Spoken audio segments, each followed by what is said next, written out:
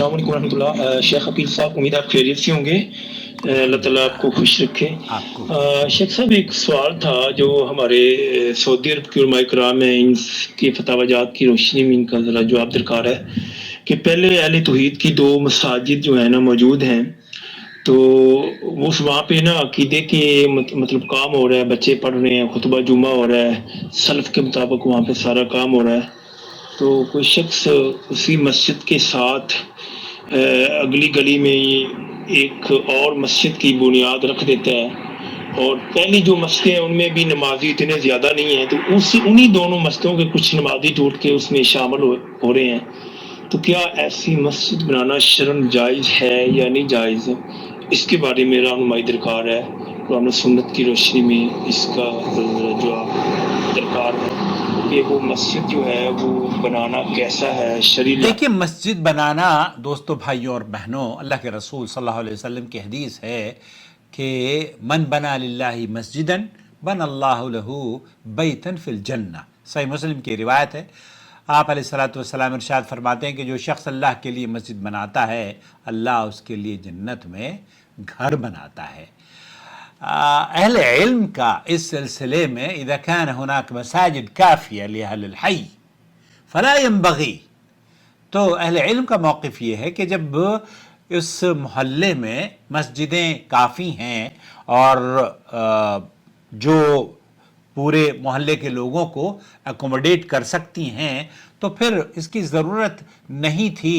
کہ تیسری یا چوتھی مسجد تعمیر کی جائے۔ اگر محلے میں کافی مساجد ہیں تو پھر ان میں نماز پڑھنے والوں کی گنجائش اگر ہے تو اس کی ضرورت نہیں تھی، لیکن اگر تیسری مسجد بنانا ضروری تھا یا گنجائش نہیں، جیسے آپ بتا رہے ہیں کہ وہاں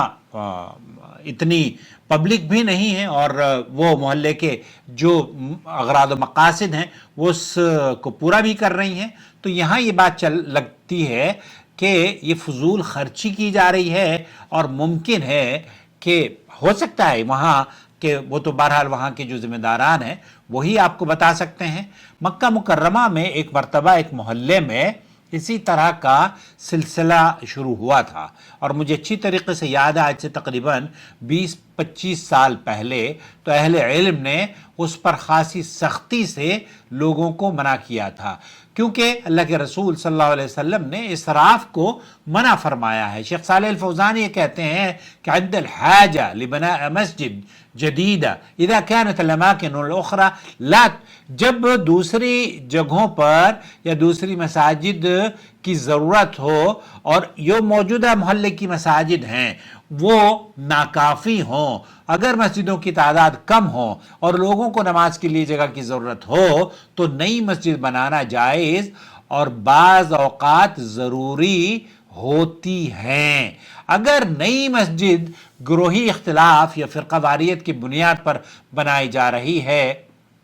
تو اللہ رب العالمین سورہ التوبہ میں یہ فرماتا ہے والذین اتخذوا مسجدا ضرارا، یہاں وہ مسجد ضرار کا تذکرہ سورہ توبہ میں ذکر کیا ہے، وہ لوگ جنہوں نے ایک مسجد ضرار مخالفت کے لیے بنائی تھی تاکہ مسلمانوں میں تفرقہ ڈالیں اللہ اور اس کے رسول کے دشمن کے لیے۔ ابن تیمیہ فرماتے ہیں کہ اگر مساجد کا بنانا مسلمانوں میں تفرقہ ڈالنے یا گروہ بندی کرنے کے لیے ہو تو یہ اسلام میں جائز نہیں ہے۔ یہاں مسجد بنانے کی تو فضیلت آئی ہے، البتہ مسجدوں کو اس طریقے سے مصلیوں کو تقسیم کرنا، اور جب ضرورت نہیں ہے تب آپ ایک مسجد کا، اور اگر آبادی بڑھتی جا رہی ہے محلے کی اور کوئی اہل بصیرت یا فاعل خیر یہ سمجھتا ہے کہ اس کے اس کام میں خیر ہے فبیہا، کرنے دیجئے، لیکن اگر آپ یہ سمجھتے ہیں کہ مساجد کافی ہیں تو پھر اس کو، اور یہ مقصد ہے کہ جناب ہماری مسجد دوسرے والے کٹ کر یہاں آ جائیں یا فلانے متولی سے فلانے ذمہ دار سے ہماری چپکلش چل رہی ہے، اس سے اختلافات ہیں، تو بہرحال اختلافات نہیں ہونے چاہیے۔ اگر ضرورت ہے تو بنائی جائے مسجد، اور اگر ضرورت نہیں ہے تو اس سے بچا جائے. اور بہت سارے دوسرے کام ایسے ہیں کہ انہی مساجد میں آپ جہاں بچے پڑھ رہے ہیں، جو اساتذہ یا امام اور ذمہ داران وہاں پر کام کرتے ہیں مساجد کے مدارس کے، ان کی تنخواہوں میں اضافہ کیا جائے. اور ساتھ ہی ساتھ آپ محلے میں ایک ڈسپنسری یا کلینک اس طرح کا کھول دیں. کیونکہ ہمارے یہاں موحدین میں میرے عزیز، میرے دوست، ہم جو اہل توحید ہیں، یہ تھوڑی سی کمی پائی جاتی ہے کہ سوشل ورک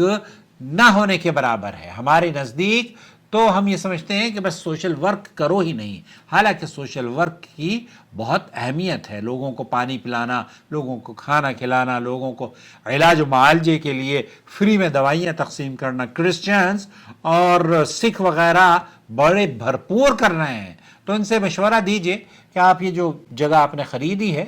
اگر خرید لی ہے تو اس پہ ڈسپنسری بنوا دیں. اللہ تعالیٰ آسانی فرمائے. السلام علیکم ورحمۃ اللہ وبرکاتہ.